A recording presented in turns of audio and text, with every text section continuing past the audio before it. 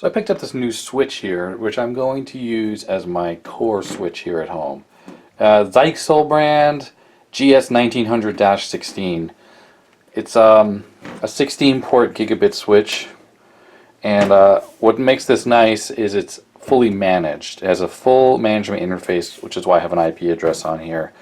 So it's a pretty great switch. It was only $100 on Amazon, so price-wise, rather amazing considering what you're getting. You know, it wasn't that long ago gigabit switches were quite expensive. Now you get fully managed ones for, you know, the price, well, next to nothing. Also interesting, built-in power supply. Has a power switch there too, so as you can see, just a standard IEC input. And very sturdy construction. It has mounts for wall mounting, but what's really bothering me is it only has a mount to mount it like this or like this, but I want to mount it sideways, especially because if you look in here you can see the heatsink on the main processors, and the fins are oriented as such so when it's mounted like this the heat will come off, and then there's the switching power supply. So that's kind of silly on their part. It does come with the rack mount ears, so you can rack mount this as well. Those are included. And if you look through the manual, this thing is really comprehensive with what it can do. I mean, when I say it has management features, it doesn't just have a few things. This thing can do pretty much everything. Port security, you can use Radius or TACACS for authentication. You have access control list for the management interface. You can do port aggregation, which is where you bond multiple ports together so you can uplink to other switches at high speed, more than a gigabit. It does everything. I am really impressed. Well, I was about to put it into service and I decided to open it up first just so we could take a look at what's inside of this thing. So as you can see, highly integrated chipset. I mean, there's hardly anything going on here. I'm assuming these have something to do with inductance or inductors and filters for the Ethernet ports. But if you look at the rest of this thing, there is really not much going on. Now, right away though, I do see a 4-pin header. Sorry, I'm trying to hold this here. Right here, 4-pin header. So, interesting. There's also a 2-pin header right down here, so I wonder what that's all about. That just could be I wonder if that's just a jumper. I don't know what that's for. Either a jumper, it says T1 next to it. This other one up here says, oh, actually look at that, there's a 2-pin header that's not populated. That says T3, and then this just says J12 next to the 4 pins. So that might not be serial after all. I'm going to have to bust the scope out and take a look. Looks like right here is an unpopulated J tag. Some inductors, obviously the power supply. All looks good. You know, look at that, nice grounded with a washer connection there. This has good build quality.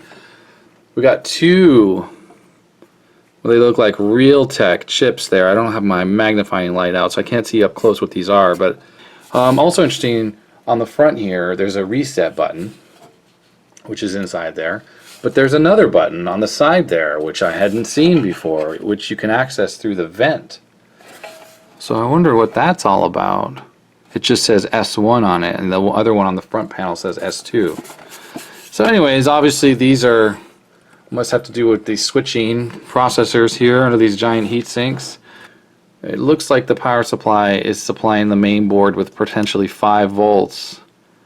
And basically the power switch just literally cuts power. So the power supply is always powered up when you have the IEC connector connected. So yeah, that's not the best for energy efficiency, but I mean, seriously, who's actually turning this thing off? I have a UART connected to the 4-pin header.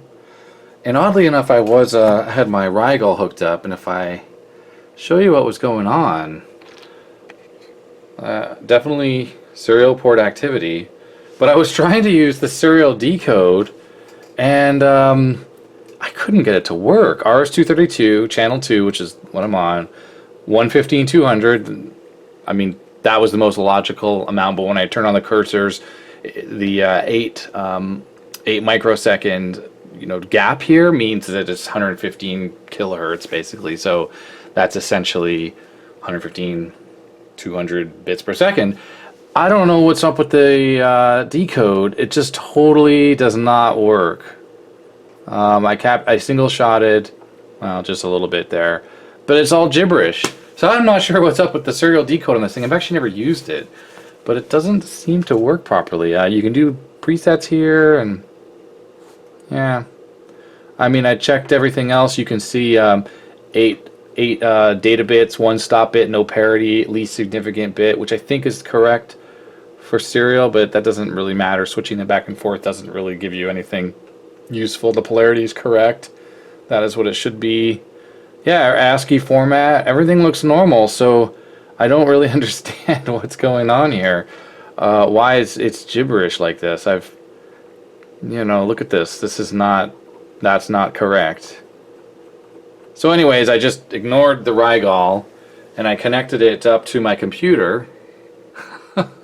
So it boots up, and the username and password is the username and password I had configured on this device. So by default the password is 1234 and the username is admin.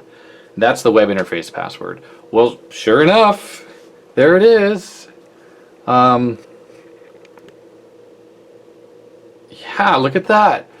This thing has a command line mode that's just like Cisco. Wow. So this is pretty hilarious. This was one of my issues with this Switch. I thought, well, wouldn't it be nice if it had a command line interface? And sure enough, it does. If you want to see what this looks like booting up, let me zoom in a little bit here so you can see a bit better. So, it starts booting here. Essentially a blah blah blah. It's using U-boot. So that's not that unusual. I'm sorry, I gotta zoom out here so you guys can see the whole picture. So it's using U-boot. The board is an RTL 838 500 megahertz CPU. Memory has 128 megs of RAM. Wow. Loads blah blah blah. Switching chip is another Realtek. Probably has 2 of them, since essentially it's probably 2 8 ports that are kind of joined together, which is understandable. Hit any key to stop auto boot, so you can stop the auto boot. Booting from partition, so this has ability to load multiple firmwares in the web user interface, the UI, and you can pick which firmware you want to use. So obviously if you totally crap out the Switch, most likely you can go onto the command line here and you can actually override the boot process and probably TFTP a new software image right into the flash memory of this thing. But look, MIPS Linux kernel image, so this is running Linux. So it's a Switch, but it's running Linux.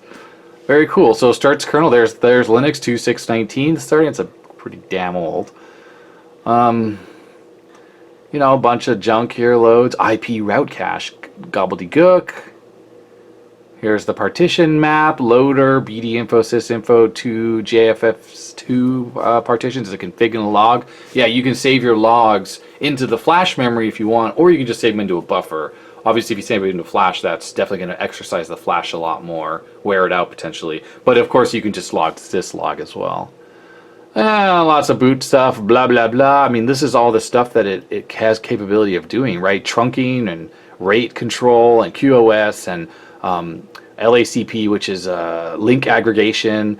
EEE is energy efficient Ethernet. 802.1x, that's basically port security. DOS protection. IGMP snooping, that's for multicast. Spanning tree protocol. LLDP is link layer discovery protocol. SNMP. Port factory defaults. Port, I don't know what that is. Oh, ports, probably just the way the ports are configured. Syslogs, AAA for authentication, has radius, custom, whatever that is, management ACLs. I mean, this thing does a lot for a $99 piece of equipment. Alright, I just had to share this. Okay, so you show running config to see your running config. This thing is an absolute clone of a Cisco switch. If any of you have ever used it, I mean, it's slightly different, but it says interface 2, and then I've configured this in the web UI, but I've forbidden the VLAN 2 on this particular interface, and that storm control is enabled, and the flow control is enabled, and the loop guard is turned on each of these ports. So I'm just going to do a test here. Let's see, conf t Oh, wow.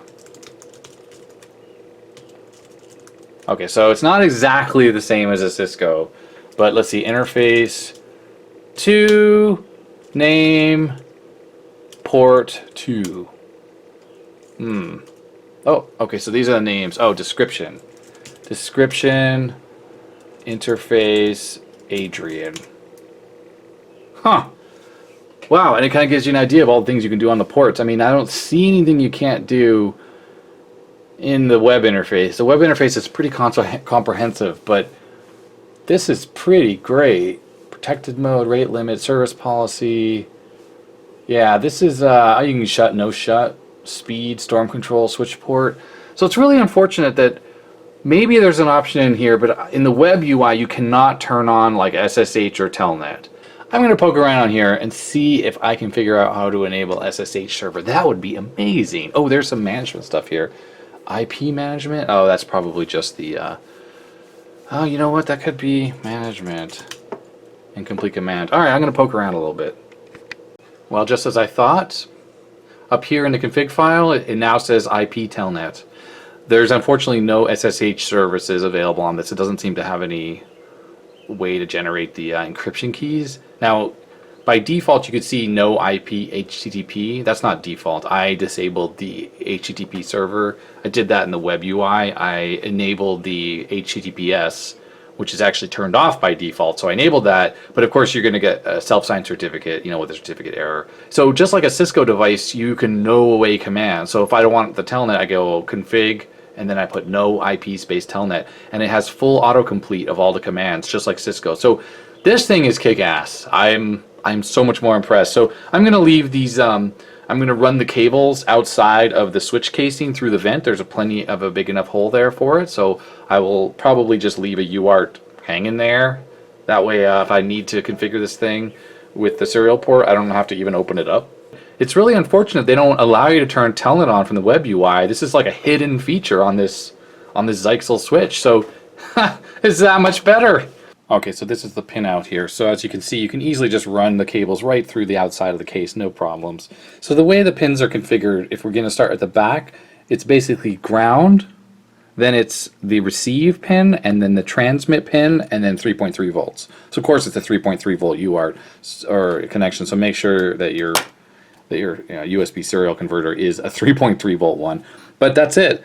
Ground, then it's the receive pin, so the receive going into the switch, the transmit coming out of the switch, and 3.3. Alright, so I have the switch connected, and here is the web interface. It's working very well. As you can see, it's funny, it does show CPU usage and memory usage. Who knows how that changes. Oh, look, the time is set correctly as well. So that means NTP is working. Anyways, look at this, shows some of the ports here. And sure enough, in this PuTTY window here, I have telnetted into the switch. And one of the commands you can do is show MAC address table, which gives you a nice rundown of your entire CAM table, or as Cisco calls it, or MAC address table. So that's really cool. I'm pretty pleased with that. That is possible to do in the web interface as well. I mean, this is just one of the many things. The web interface is pretty good. So you go to MAC table, and there it is. Same thing. So it's not like there isn't a huge amount that you can't do in the web interface. It's just sometimes it's a bit quicker and easier to do it in there. And then let's check out, now that I've enabled, yeah, so this is all you can do, HTTP and HTTPS. You cannot enable or disable telnet. But obviously, since I enabled on the console port, it's working now. So if I take my config file and I save, I'm going to back up my running config. It's quite possible the file I saved here is in plain text, and we can just edit it to enable the telnet server. So let's take a look at that. The config file that you saved from the switch definitely is in plain text. Here it is. So all you have to do, if you want to enable telnet on your device, is save the file and then add IP telnet into the file and reload that back into the switch. And then you will have telnet on your device as well without needing to open it up and connect a serial to USB converter to the UART. So that's all you need to do.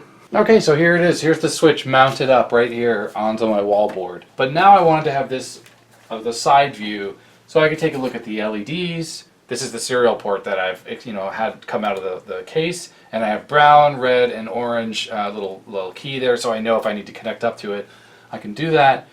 Now, like I said before, there's no way to mount this sideways normally. So what I did is I found these rack brackets here and here, and I just attached them to the wall boards. And then I just have the switch sitting between them. So as you can see, it's loose. But I took 2 zip ties and I tied them around the notches in this, so that means that the switch can't come out. And then it's butted up against this wood here on that direction, so that's fine. And then what I did is I took 2 rubber feet and I stuck them on each side of this switch, so if it tries to slide this way, it will get stopped by these brackets. So yes, it seems kind of ghetto, but this honestly works perfectly well for me, and plus the ventilation slots are exposed, which means the heat will radiate right through this thing and up and out the top, which is great. I can see the LEDs for the port status.